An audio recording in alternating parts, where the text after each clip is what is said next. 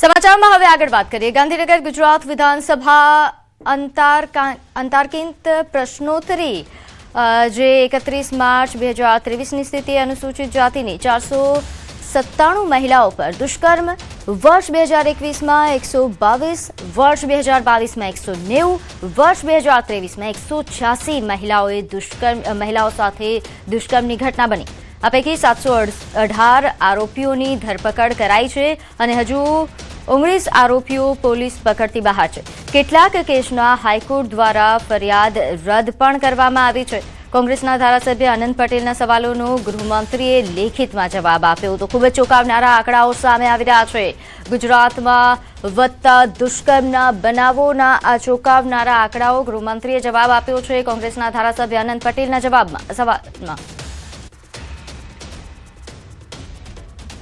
તો ગુજરાત વિધાનસભામાં પ્રશ્નોત્તરી કાળ દરમિયાન દહેજ પ્રથાને લીધે 3 વર્ષમાં 178 મહિલાઓનો આપઘાતના આંકડાઓ સામે આવ્યા છે. આપઘાતના કેસમાં 552 આરોપીઓની ધરપકડ, આપઘાતના પ્રયાસના કિસ્સામાં 20 આરોપીઓની ધરપકડ. તો વર્ષ 2020-21માં 54 મહિલાઓએ જીવન ટૂંકાવ્યું, વર્ષ 2021-22માં 72 મહિલાઓએ જીવન ટૂંકાવ્યું, તો વર્ષ 2022-23માં 52 મહિલાઓએ જીવન ટૂંકાવ્યું છે. 3 વર્ષમાં માત્ર 2 મહિલાઓએ જીવન ટૂંકાવવાનો પ્રયાસ કર્યો. 3 વર્ષમાં આપઘાતના કેસમાં જે 552 આરોપીઓની ધરપકડ કરાયા હોવાની પણ વિગત પ્રાપ્ત થઈ રહી છે. હજુ 15 આરોપીઓ પોલીસ પકડથી દૂર છે.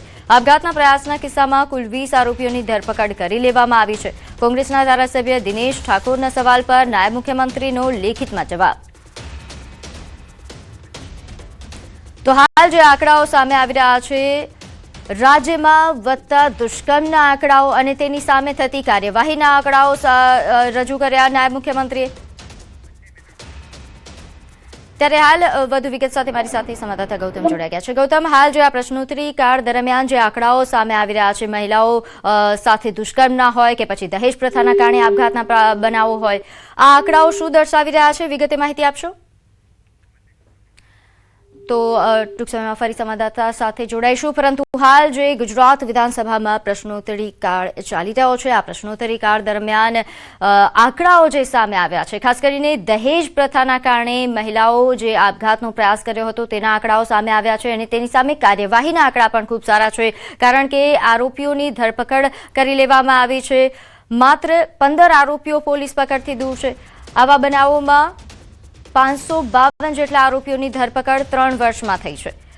આ સામે દુષ્કર્મના બનાવોની જો વાત કરવામાં આવે તો ગુજરાતમાં જે રીતે દુષ્કર્મના બનાવો વધી રહ્યા છે, તો તેની સામે કાર્યવાહી પણ ખૂબ ઝડપી થતી હોવાની નાયબ મુખ્યમંત્રીએ જાણકારી આપી છે. વધુ વિગત સાથે સંવાદદાતા મારી સાથે જોડાઈ ગયા છે. ગૌતમ, જે આંકડાઓ રજૂ કરવામાં આવ્યા છે દહેજ પ્રથા સામે, આપઘાતના અને કાર્યવાહીના, આ ઉપરાંત દુષ્કર્મના બનાવોના જે આંકડાઓ છે, શું સૂચવે છે આંકડાઓ?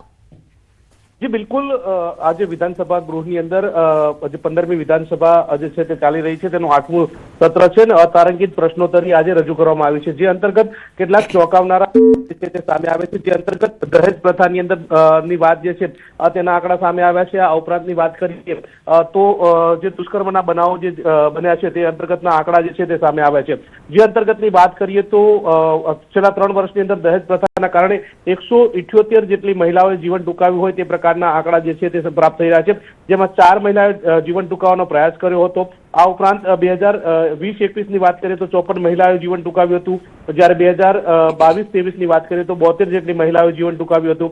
તો 2022-23ની અંતર્ગતની વાત કરીએ તો 52 જેટલી મહિલાઓએ જે છે તે જીવન ટૂંકાવ્યું હતું. ઉપરોક્તની વાત એ છે કે આપઘાત કેસમાં 552 જેટલા આરોપીની ધરપકડ કરવામાં આવી છે અને 15 આરોપી હજુ પણ ગિરફ્તની બહાર છે. એ અંતર્ગત સરકાર પણ સતત પ્રયાસ કરી રહી છે આરોપીને પકડવા માટેના. આ પ્રકારના આંકડા જે છે તે સામે આવ્યા છે અને મહત્વનું એ છે કે જે પ્રશ્ન જે છે તે કોંગ્રેસના ધારાસભ્યો દ્વારા ઉઠાવવામાં આવ્યો હતો અને જેને લઈ અને લેખિતમાં જવાબ ગૃહની અંદર આપવામાં આવ્યો છે. જી આભાર માહિતી આપવા બદલ. આગળ વાત કરીએ, રાજ્ય પંચાયત હસ્તક તલાટી કમ મંત્રીઓની ઘટ સર્જાઈ છે. નોંધ્ય છે કે આ પ્રશ્નોત્તરી કાળ દરમિયાન જે સવાલ પૂછવામાં આવ્યો તેના જવાબમાં સરકારે જે જવાબ આપ્યો છે, રાજ્યમાં મંજૂર મહેકમ 11,705, જેમાંથી 4151 જેટલી જગ્યાઓ ખાલી હોવાનું કહેવામાં આવ્યું છે. રાજ્યમાં 4104 જગ્યા પર તલાટી કમ મંત્રી ચાર્જ પર છે. કુલ 11,705 માંથી 7,554 તલાટી કમ મંત્રી જગ્યા ભરાયેલી છે.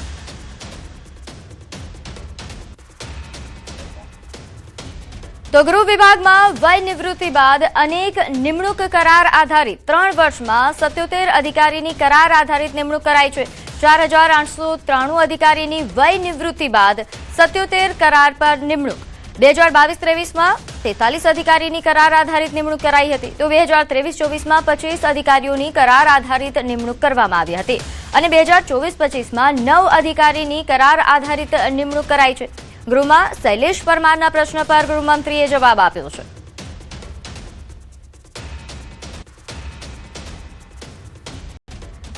તો આગળ વાત કરીએ પેટ્રોલ પંપ પર લાગેલી લાઈનો અને એલપીજી અછત મુદ્દે ગૃહમાં ચર્ચા થઈ, જેમાં ઋષિકેશ પટેલે જણાવ્યું કે સરકારે વર્તમાન પરિસ્થિતિને ધ્યાનમાં રાખીને એલપીજીને પરત કરી પીએનજી કનેક્શન લેવા સૂચના આપી છે.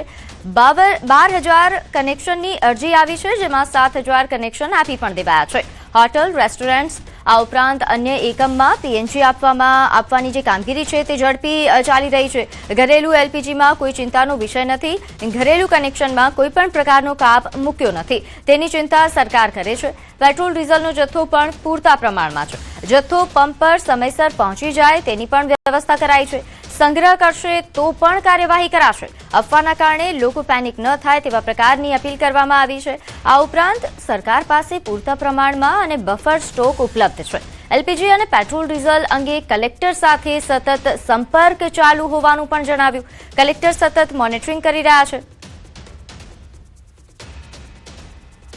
તો પેટ્રોલ પંપ પર લિમિટેડ પેટ્રોલ આપવા અંગે વિપક્ષ નેતા શૈલેષ પરમારે સરકાર સમક્ષ સવાલ કર્યો, જેના જવાબમાં અધ્યક્ષ શંકર ચૌધરીએ કહ્યું કે કોઈ લિમિટેડ પેટ્રોલ ડીઝલ અથવા માત્ર કેસ આપવાની વાત કરે તો ફરિયાદ કરવી જોઈએ. રાજકોટમાં અફવા ફેલાવનાર પેટ્રોલ પંપ માલિક સામે પોલીસ ફરિયાદ દાખલ થઈ છે. આ વૈશ્વિક પરિસ્થિતિ ઊભી થઈ છે, છતાં સરકારે કોઈ ભાવ વધારો કર્યો નથી. લોકોમાં જાગૃતિ લાવવાનો પ્રયાસ કરવો જોઈએ.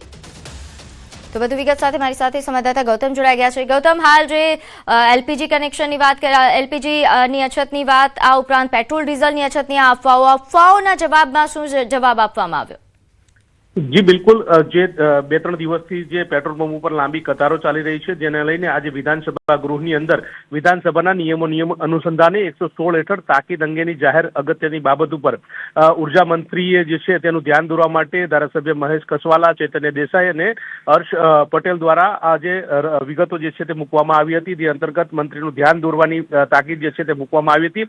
જે અંતર્ગત જે ઉર્જા મંત્રી છે તેમણે જણાવ્યું હતું કે પેટ્રોલ ડીઝલ પંપ પર લાગેલી લાઈનો અંતર્ગત એલપીજીની અછત મુજબ આ ગૃહની અંદર તેમણે જવાબ આપતા જણાવ્યું હતું કે સરકારે વર્તમાન પરિસ્થિતિને ધ્યાનમાં રાખીને એલપીજી પરત કરી પીએનજી કનેક્શન લેવા અંગેની સૂચના જે છે તે આપવામાં આવી છે. 12,000 જેટલા કનેક્શનની અરજી આવી છે અને જેમાં 7,000 કનેક્શન આપ્યા હોવાની વાત જે છે તે પણ તેમણે ગૃહમાં કરી હતી. હોટલ, રેસ્ટોરન્ટ એકમને પીએનજી આપવાની કામગીરી જે છે ઝડપથી કરવામાં આવશે તે પ્રકારની વાત તેમણે કરી હતી. જોકે એલપીજી, ઘરેલું એલપીજીમાં કોઈ ચિંતાનો વિષય નથી તે પ્રકારની પણ વાત કરવામાં આવી હતી. કેન્દ્ર સરકારની ગાઈડલાઈન મુજબ અત્યારે હાલ તો સમગ્ર મુદ્દે પાલન કરવામાં આવી રહ્યું છે તે પ્રકારની વાત પણ ગૃહમાં કરવામાં આવી હતી. ઘરેલું કનેક્શનમાં કોઈ પણ પ્રકારની કાપ મુકાયો નથી અને તે અંતર્ગત સરકાર પણ ચિંતિત છે તે પ્રકારની વાત ગૃહમાં રજૂઆત કરી હતી.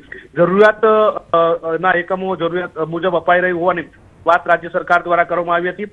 જોકે પેટ્રોલ ડીઝલનો જથ્થો પૂરતા પ્રમાણમાં હોવાનું સરકારે ગૃહમાં જણાવ્યું હતું. જથ્થો સમયસર મળી રહેશે તે પ્રકારની વ્યવસ્થા પણ કરવામાં આવી છે.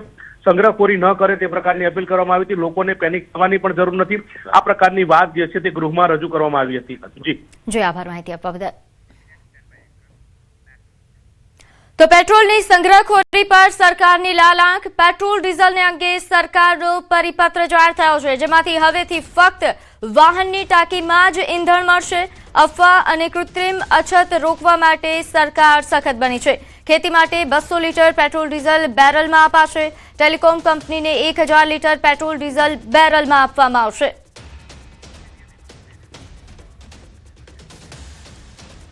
તો હવે વાત અફવાથી દૂર રહો.